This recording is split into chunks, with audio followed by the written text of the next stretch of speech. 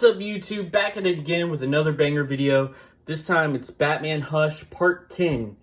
We're 3/4 of the way through the series, and this is when it all starts to fall apart. For me, in my opinion. I think the story has been building, the plot's been unraveling, and I think that this is when it all starts to fall apart. Like, it really unravels here. I'm not even sure that Jeff Loeb and Jim Lee know how this story is going to end. But let's just dive in and you'll see what I mean. So we start off in the Batcave. Batman is investigating this computer console. You'll remember in one of the previous parts, there was this sword stabbed into one of the computer consoles.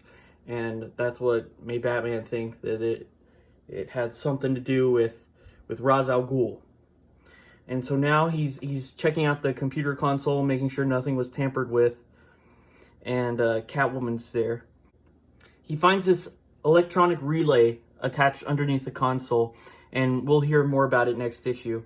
But he's under there, he's looking for what else might have been tampered with. Catwoman's holding a light for him, even though she's shining it in his face and not on what he's looking at, so I'm not sure how helpful she's actually being there. But turn the page, we see that someone's watching them, and it's Tim Drake, Robin, and he attacks her. I guess he didn't get the message that Catwoman and Batman are dating now. So they fight a little bit, slap each other around.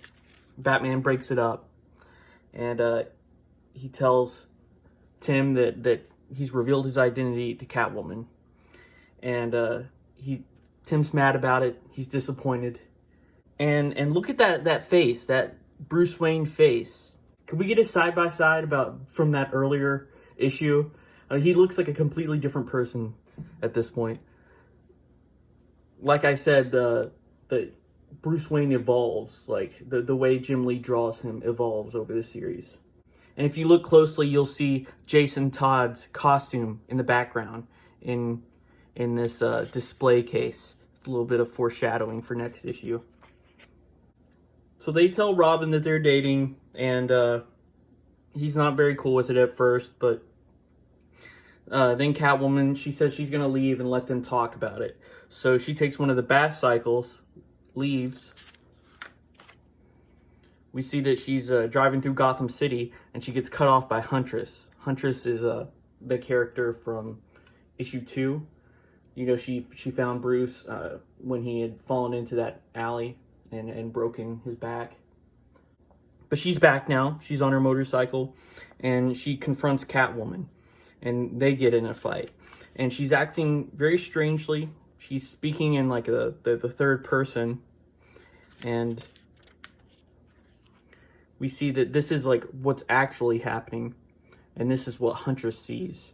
And you see like Huntress thinks that she's fighting herself. And this is because she's been drugged. We'll find out in a page or two. But that's why she's talking so funny and seeing herself. Now, for some reason, Batman and Robin followed Catwoman. I'm not sure it even explains why, but they follow her on the bat cycle. And they see that Huntress is fighting her, and Batman senses something is wrong. You see he has like a syringe. It's the antidote. But he's like, I know what's happened to her. And he jumps into action. He's like, you stay up here and you stand guard. And he's like, what am I looking for? Not what, but who? And Robin says, okay, who? And right behind him, there's Hush. And he sneaks up on him and punches him. So Batman, he tosses Catwoman this antidote, and she hits a Huntress with it.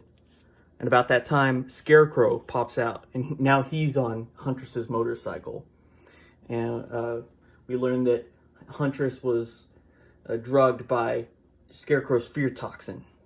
And this is just another character that, you know, Jeff Loeb put in here so that Jim Lee could draw. You know, they try and fit in every character, if not into the story, then fitting them into a flashback somehow. The only one I don't think that like big name villain that they don't fit into this book, I don't think they have Mr. Freeze at any point. I don't remember seeing him. Maybe he's in one of those flashbacks, but I don't remember ever seeing Mr. Freeze. I'll have to go back and look. But yeah, this is one of the more brief villain cameos. You know, he's on 1 page, 2 page. That might be it. Oh, never mind. A couple more pages. Batman beats the crap out of him in this graveyard and pulls the mask off of him. And it's just Jonathan Crane.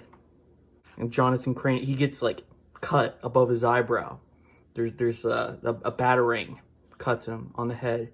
And Batman turns around and he's like, "Who?" And it's Hush. And he uses the batarang to cut the bandages off. And it reveals who it is. Dun dun dun! It's Jason Todd. So like I said earlier with the foreshadowing, Jason Todd, he was the Robin. In between Nightwing and Tim Drake, there's Jason Todd, this guy, and he was the second Robin. So we see back here, it says, "Here lies Jason Todd, his grave." So he's been dug up, he's been resurrected. And you know, we saw Ra's al Ghul last issue, so we're thinking maybe like there's some Lazarus Pit, something going on there, which eventually would be how Jason Todd is brought back. You know, not to spoil anything, but that's in a completely different storyline. But what I want to talk about with this one is earlier in the story, it talks about how Jason Todd was not buried in the Wayne Cemetery because they didn't want his grave to be disturbed. They didn't want anyone to vandalize it or steal the body in any way. So they had him buried in this random cemetery somewhere in Gotham. Okay. But you can see the grave is clearly marked, "Here lies Jason Todd." Now maybe you're thinking, okay, Batman just didn't want them to know that he was Robin because he thought that maybe a supervillain would try and dig up Robin's corpse. Well, they wouldn't know that Jason Todd was Robin. And if they did know Jason Todd was Robin, then putting Jason Todd on the tombstone here would be just as much of a tell. So it doesn't really make sense why he had him buried in this other grave if he was still going to mark it. It just doesn't make any sense. And this whole story starts to fall apart. And this is just like the beginning of how convoluted it's going to get. And how things happen. And it's not explained very well. You'll see what I mean in the next issue. So be sure to come back for that. For part 11. We're nearing the end. So I'll see you next time. Thanks for watching. Bye.